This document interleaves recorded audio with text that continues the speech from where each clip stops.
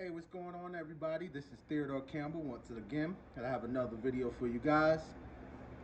This particular bus is a Vanhool CX35 coach.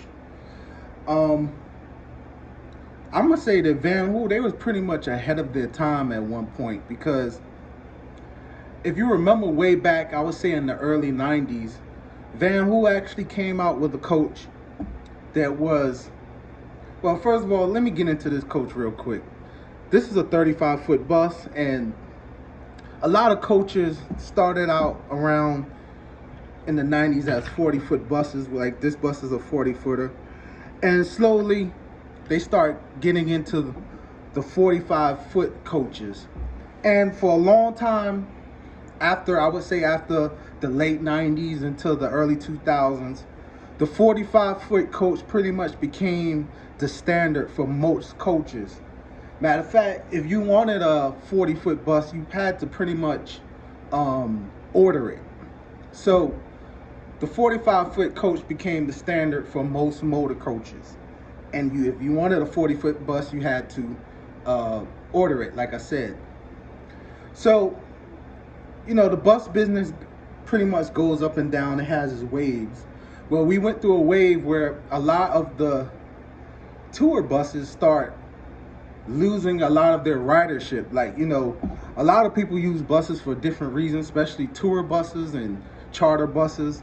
But as far as like over the road touring buses, a lot of people, we're in a new day and age. We have a lot of different ways to travel. We have trains, we have airplanes, of course. Pretty much riding a plane is so cheap at this point. So a lot of people do not travel the country on buses, especially on tours. We're not going to get into Greyhound, because Greyhound pretty much is a line run company, but we're talking the tour bus, or the tourist section of the bus industry. So a lot of groups were getting smaller and smaller. So for the buses that was going over the road to do tours, to go to different towns and different cities like the Grand Canyon, Yellowstone Park, Las Vegas.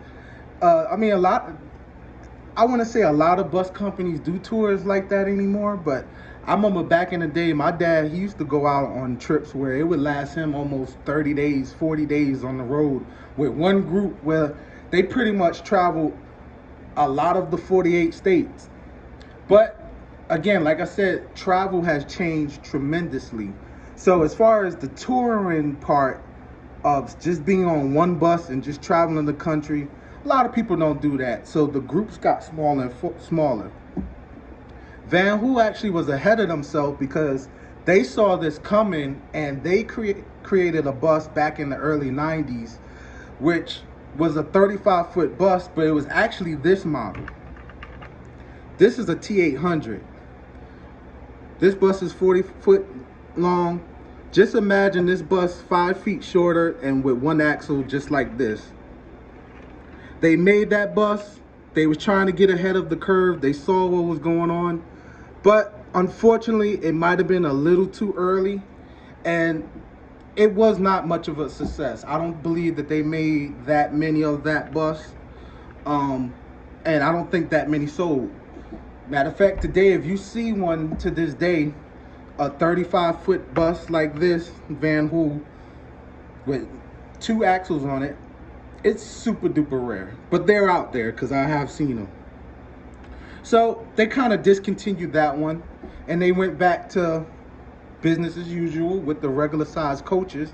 But I guess the demand, for large coaches came back out.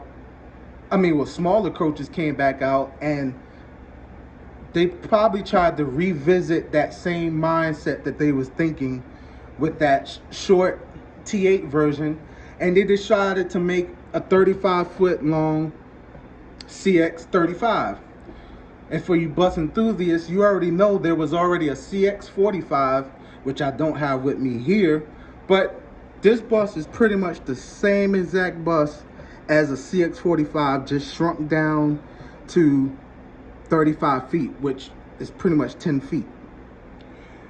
The beautiful thing about this bus is Vanhool really did their homework with this bus, because if you really look at the bus in real life, pretty much all the baggage bays and all the tires and windows and everything are all, and windshields and mirrors are pretty much all the same exact size as the 45-foot coach.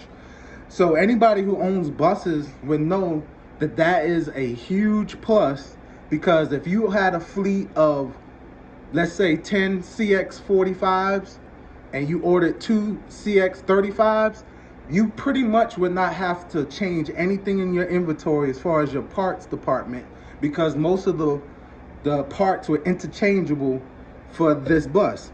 So I think that was absolutely genius.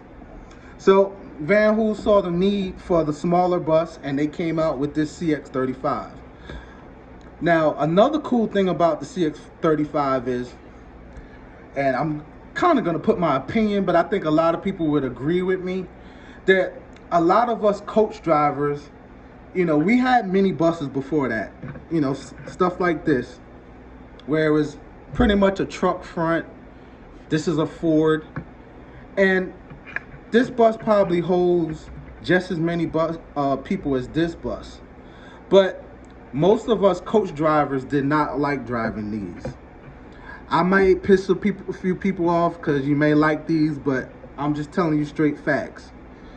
This bus right here is great for intercity driving. If you're doing airport transfers or shuttles from airport, this bus is great for that.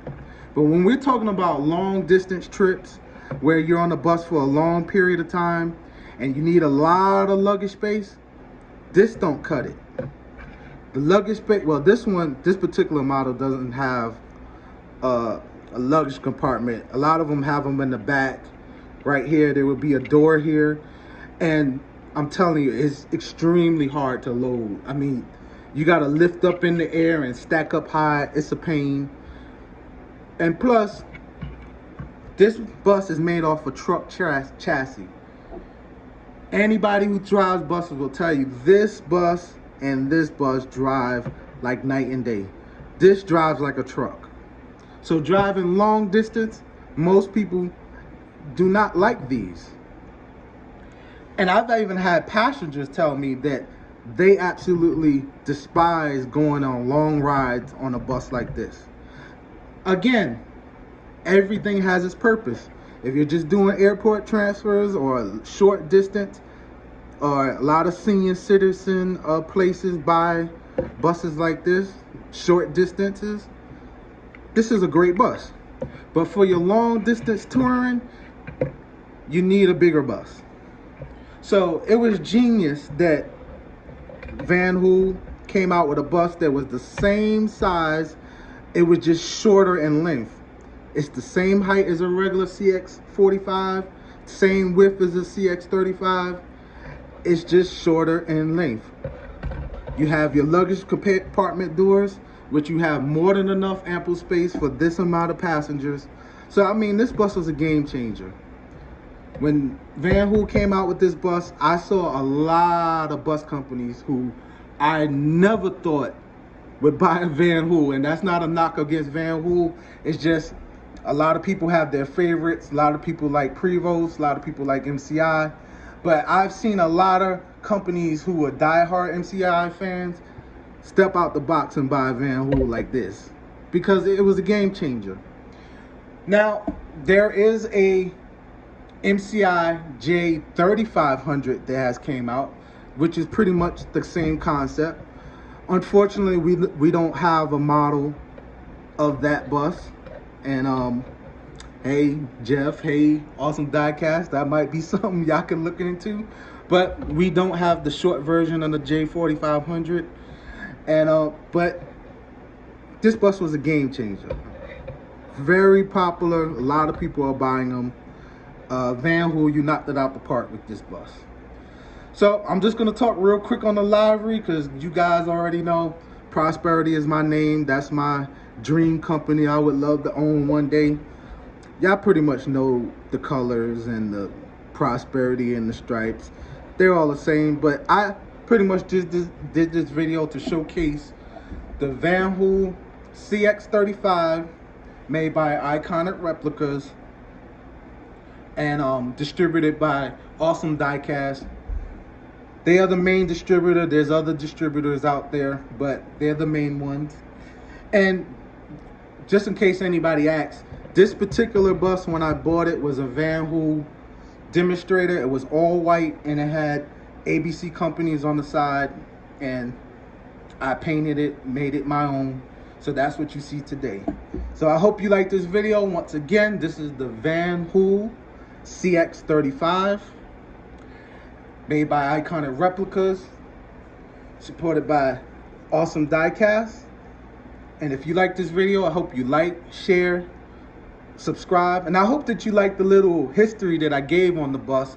I'm actually thinking about doing a series about the different history of a lot of the different manufacturers using toy buses.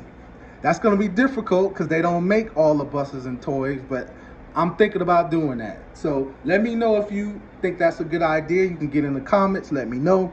Hope you like this video, share, subscribe, show your friends, and check you out next time.